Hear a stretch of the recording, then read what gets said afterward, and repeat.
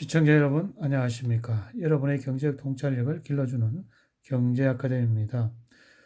지금부터 오늘의 경제 아카데미 방송을 시작하겠습니다.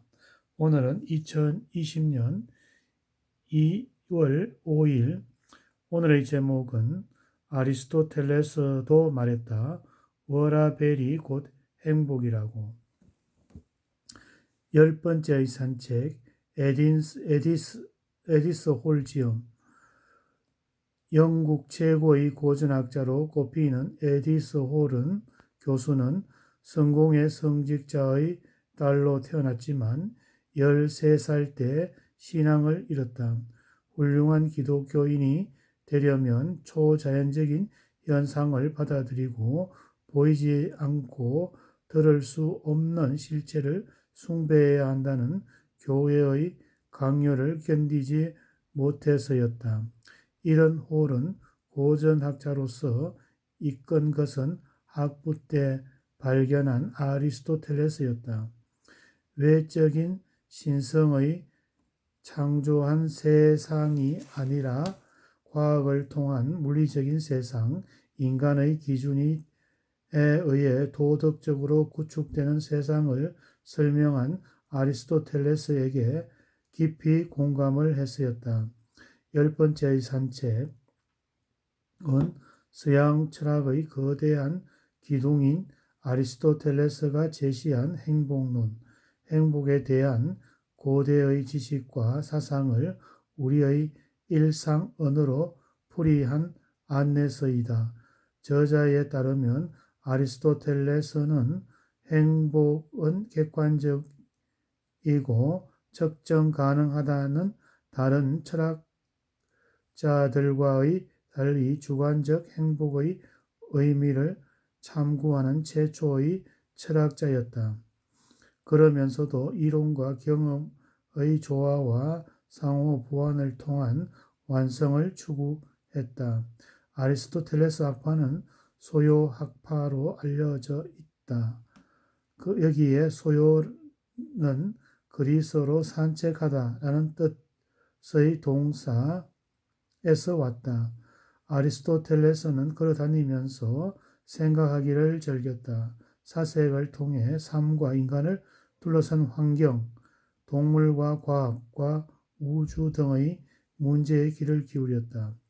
이는 그가 철학자이자 경험주의 자연 과학자가 될 수 있었던 이유였다. 저자는 행복한 인간이 되기 위해 아리스토텔레스가 개발한 정교한 프로그램은 오늘날 필요에 맞춰준다. 잠재력과 의사결정, 입사원서 등을 쓰기, 면접에서 의사소통, 성격 분석, 유혹에 넘어가지 않기, 친구와 파트너 선택하기 등의 일상 다양한 실천 과제를 아리스토텔레스의 행복론으로 검증하고 대안을 제시한다. 아리스토텔레스는 삶의 궁극적인 목표는 행복이라고 했다. 그가 말하는 행복이라는 개인의 잠재력을 실현하기 위한 목표를 발견하고 최고의 자아를 실현하기 위한 노력이 과정이다. 따라서 개인은 스스로 도덕적인 주체이고 행복을 위해 노력할 책임을 갖고 있다. 그런 노력을 기울이지 않는 사람은 아무런 반성 없이 본능적으로 사는 것이며 자동 항법 장치에 몸을 맡긴 채 행복을 추구하는 것이나 마찬가지다. 아리스토텔레스는 특히 잠재력의 실현을 중시했다. 살아있는 생명체는 디나마스는 잠재력을 지니고 있어서 성숙한 형태로 성장한다고 그는 설명했다. 도토리는 나무로 성장할 디나미스를, 달걀은 닭으로 클 디나미스를 갖고 있는 것이다. 영어 디나미스의 다이나믹에서 여기에 유래했다. 아리스토텔레스는 인간미만 가지고 있는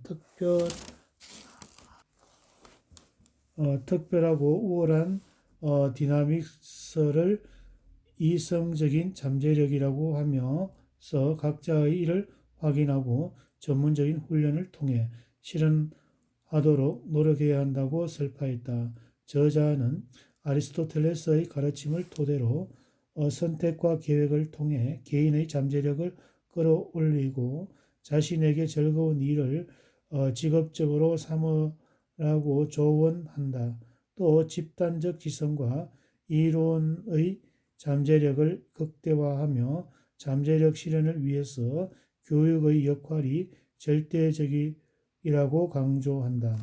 잠재력의 실현을 위해 아리스토텔레스가 특히 강조한 것이 여가이다.